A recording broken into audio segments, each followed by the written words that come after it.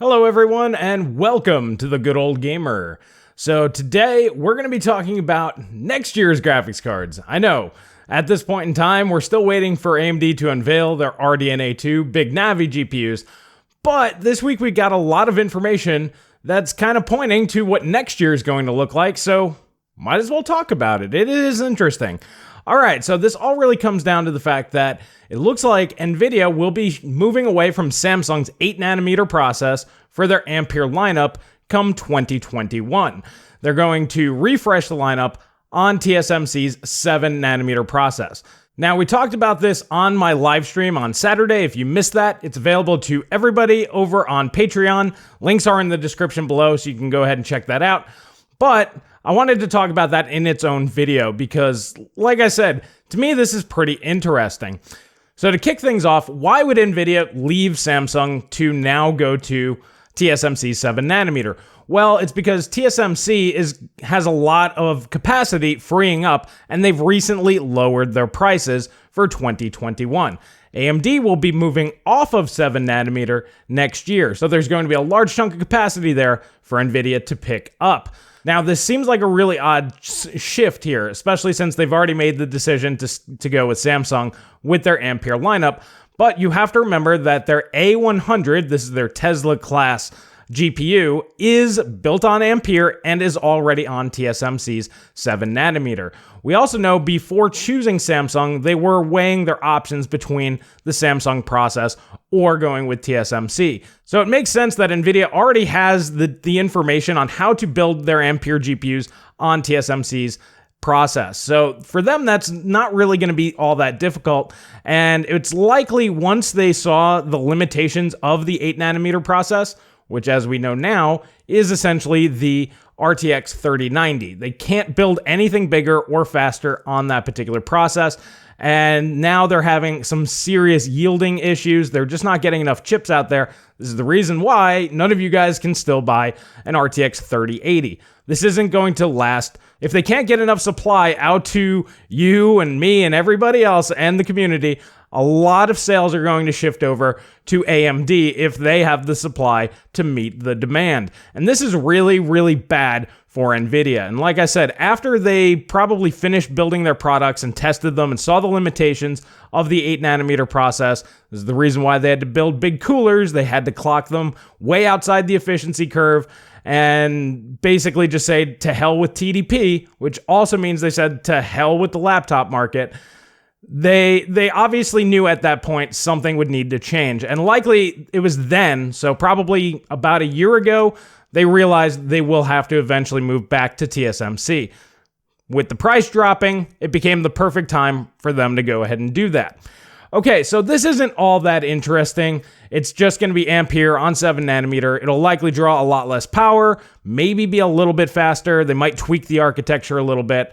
But overall, it shouldn't be too much different than what we have now outside of those factors. Now, here's the big thing a lot of people are forgetting, is that next year, AMD should be moving to 5nm at TSMC and moving on to RDNA 3. So this is a real conundrum, if you ask me, because Nvidia is already basically telling us they're just going to refresh Ampere on 7nm. That's going to be their GPU next year. Normally, Nvidia waits 2 years before launching a new GPU. This time, they're just going to do a straight refresh with a node shrink, which is more than they normally do or have done here lately. To me, this looks a lot like Fermi with the RTX 400 series, so like the 4080, that was on 55nm process. To get that fixed up and get power draw back in line, they moved that down to a 40nm process just like 9 months later. So this feels very similar to what Nvidia has done in the past. Now, at this point, we don't know how RDNA 2 is going to stack up to Ampere, but from all appearances, it looks like it's going to be technologically more advanced.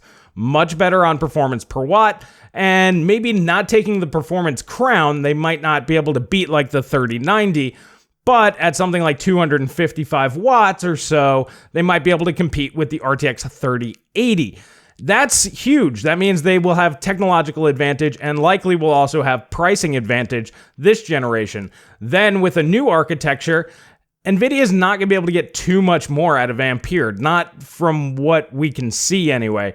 Now, they could pull another Fermi. The RTX 5 or the GTX 500 series rather was a pretty good jump over the RTX 400 series. So maybe they can squeeze some stuff out. Maybe they do fix up some of the limitations in the architecture now that they're more familiar with it. It's hard to say, but how much more performance are they basically going to get out of the same GPU? Even with the node shrink, it's probably not a lot. RDNA 3, however, we are expecting to be another huge jump. So this actually could be the point. Like, even if AMD doesn't win right now, it looks like they have a huge advantage waiting for them come 2021.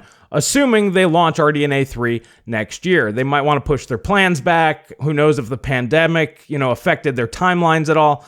That remains to be seen. Like I said, RDNA 2 is just about to come out, but they could just launch late next year, about the 1-year anniversary, and I think that that'd be fine. To me, this looks to be really interesting. Next year, we have a decent idea of what the offerings are going to be from both companies, and we're going to get new stuff. It's not just going to be, we got to wait 2 or 3 years before we see a new GPU. Like Pascal to Turing, it was a little bit over 2 years. That felt like forever.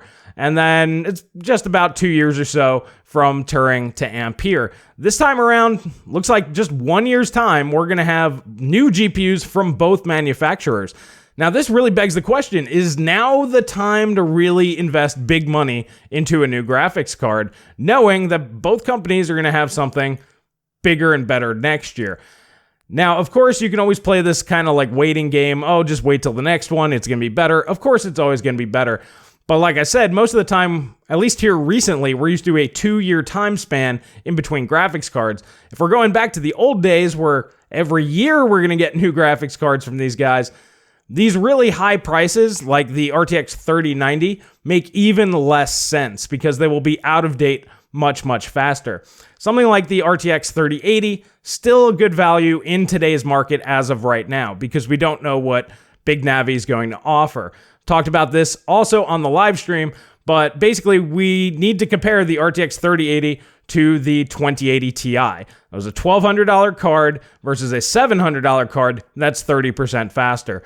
You really can't complain about that, but the caveat is you cannot buy one, and that's a real problem. You could always have gotten a RTX 2080 Ti. I think besides like the first couple of weeks, they did sell out, but past that, you could always get one because they were so absurdly expensive, nobody was buying them. This time around, they're reasonably priced at the 3080 level, and yeah, you can't get one of the things. People want to give Nvidia $700 hand over fist, and they just can't get the cards out there. So they made a huge mistake. It's apparent at this point. I was clearly right. They can't push the 8nm process any faster. They need to jump ship. The supply issues, I knew it was going to be a little rough at launch, but I figured a month or two later, so around now, I figured that would clear itself up. Apparently, that's not the case. So Nvidia really kind of shit the bed on this one, and they're trying to make up for it next year. So yeah, 2021 also looks like it's going to be very interesting in the graphics space.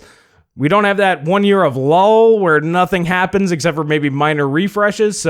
And of course, I'm still interested to wait and see what RDNA 2 has to bring. From everything that we're seeing now, it looks like it's going to be extremely impressive for the price, the performance, the power draw, everything. AMD is going to take technological advantage here, and I ultimately believe that this generation is going to be won or lost by feature set. So I'm really excited to see what features AMD is bringing with their brand new RDNA 2 architecture.